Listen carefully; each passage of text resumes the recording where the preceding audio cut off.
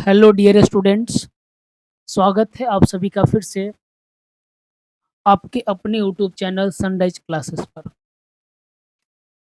आज के क्लास में हम लोग पढ़ने वाले हैं केसी सिन्हा मैथ्स, जिसका एक चैप्टर हम लोग 1.2 पढ़ रहे हैं।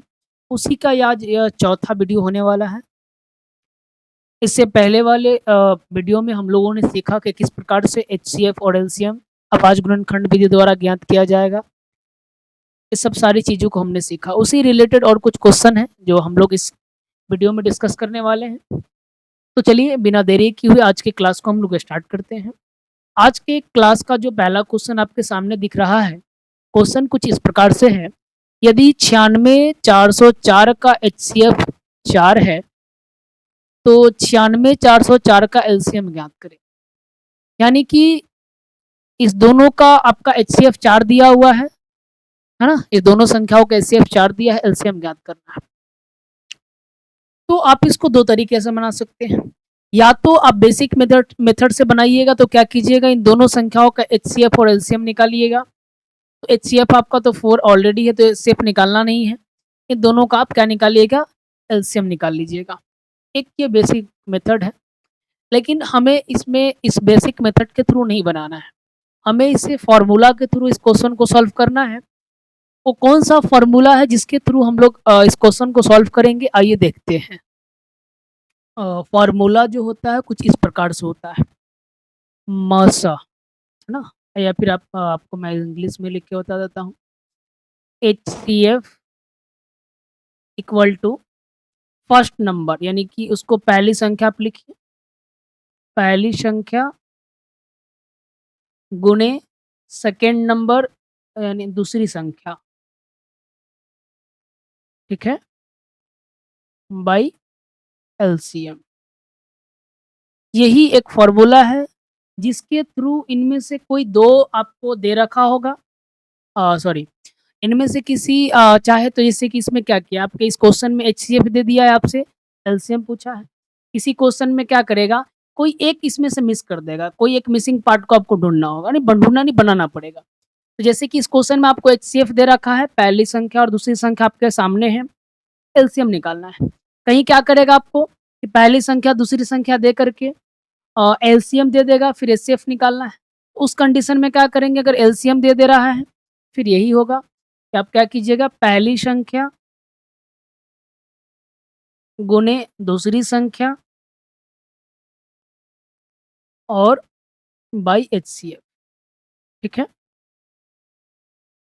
ये फॉर्मूला का आप यूज कर सकते हैं।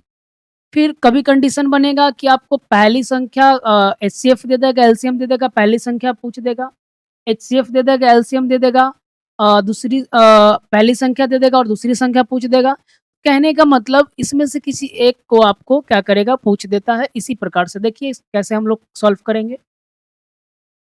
सभी टाइप के क्वेश्चन को हम लोग देख लेंगे, आपको परेशान होने की कोई बात नहीं है। चलिए देखिए इस क्वेश्चन को कैसे सॉल्व करते हैं हम लोग। तो हमारे इस क्वेश्चन में पहली संख्या जो होगा हमारा, यानी फर्स्ट नंबर जो होगा आपका हो जाएगा 96, यानी कि 96। दूसरी संख्या जो हो जाएगा आपका, यानी सेकेंड नंबर, वो आपका हो जाएगा 404, ठीक है। मार्कर जरा स्लो चल रहा है, मैं इसको जरा रिफ्रेश करता हूँ। और इसके अलावा HCF जो दे रखा है हमारा वो है 4। पूछ क्या रहा है, एलसीएम पूछ रहा है, ठीक है। तो हम क्या फॉर्मूला लगाएंगे, हमने अभी आपको बताया कि एलसीएम इक्वल टू हमें जो फॉर्मूला लगाना है, फर्स्ट नंबर, है ना, हम इंग्लिश में आपको लिख देते हैं, first number into second number by HCF, ठीक है। तो फर्स्ट नंबर हमारा यानी पहली संख्या 96 96 हो जाएगा, दूसरी संख्या हमारा 404 हो जाएगा और HCF हमारा 4 हो जाएगा। अगर हम इसको काटेंगे तो यह आपको 101 बार में कट जाना है, ठीक है। अब क्या होगा, 96 इंटू एक्स 101, 96 गुने 101, तो इसको अगर हम गुना करेंगे, वही जो हमारा होगा एलसीएम आ जाएगा। तो इस प्रकार से जो एलसीएम हो गया वो हो गया 96। अच्छा, उम्मीद है ये क्वेश्चन आपको समझ में आया होगा। चलिए अगले क्वेश्चन की तरफ हम लोग बढ़ते हैं। तो चलिए देखते हैं इस वाले क्वेश्चन में आपका किस प्रकार से है। यदि 72 126 का एलसीएम 504 है, तो 72 126 का एचसीएफ ज्ञात करें। तो इस वाले क्वेश्चन में आपको एलसीएम दे रखा है, एचसीएफ पूछा है, तो एज इट इज वैसा ही बनेगा। तो इसमें आपका पहली संख्या जो हो जाएगा वो आपका हो जाएगा 72।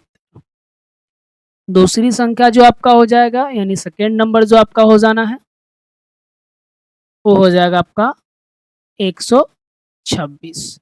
एलसीएम दिया है आपका कितना, एलसीएम आपका दे रखा है 504। हमसे पूछा क्या है, हमसे पूछ रहा है एचसीएफ। तो ऑलरेडी हमने आपको जो फार्मूला बताया उस फार्मूला पे आप इसको पुट कीजिए, आपका बन जाएगा। एचसीएफ इक्वल टू हो जाएगा फर्स्ट नंबर यानी पहली संख्या, first number into second number by LCM.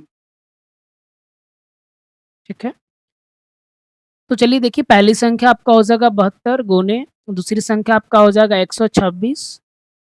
आपका एलसीएम दे रखा है कितना 504।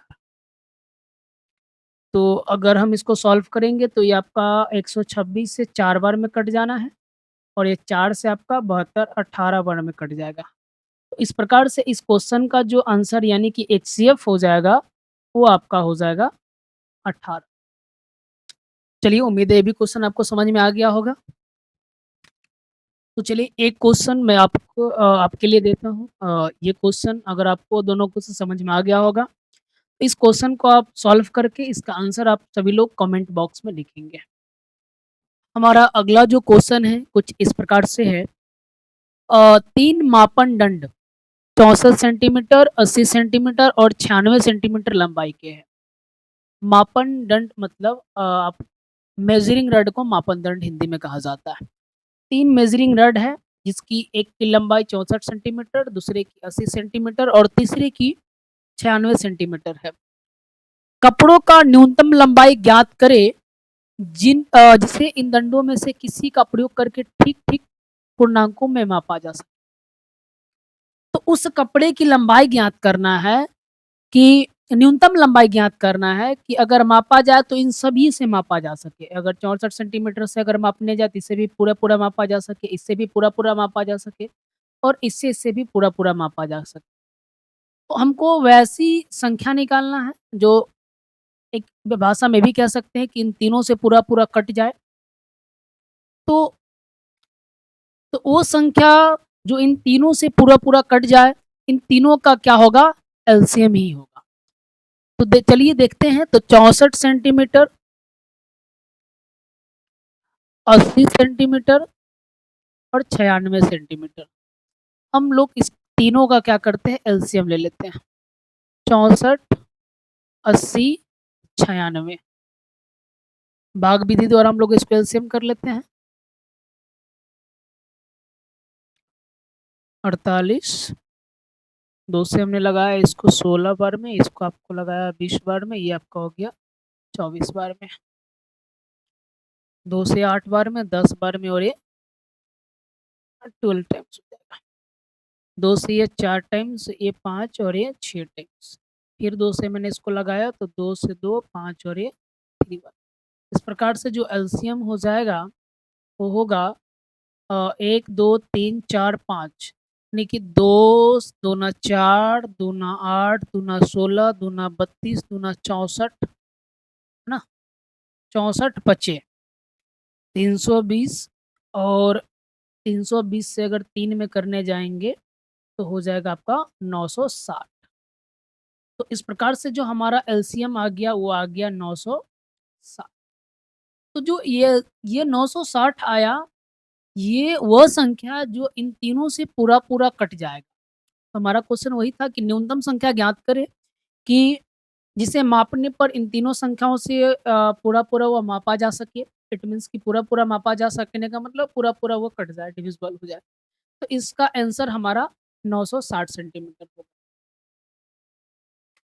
जब भी आपको एक बात याद रखिएगा कि जब भी आपको इस प्रकार का क्वेश्चन रहेगा, न्यूनतम पूछेगा, है ना? लोएस्ट आपसे पूछेगा, लिस्ट पूछेगा नहीं, लोएस्ट बोल लीजिए। तो उस कंडीशन में हमें क्या करना है? एलसीएम ज्ञात करना है।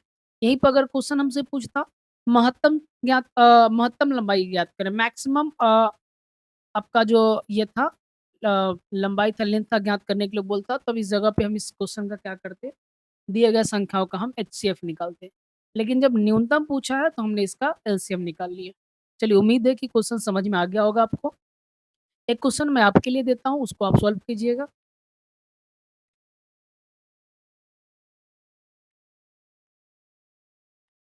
तो क्वेश्चन इस प्रकार है, तीनों पात्रों में 3 पात्रों में 27 लीटर, 36 लीटर और 72 लीटर दूध है।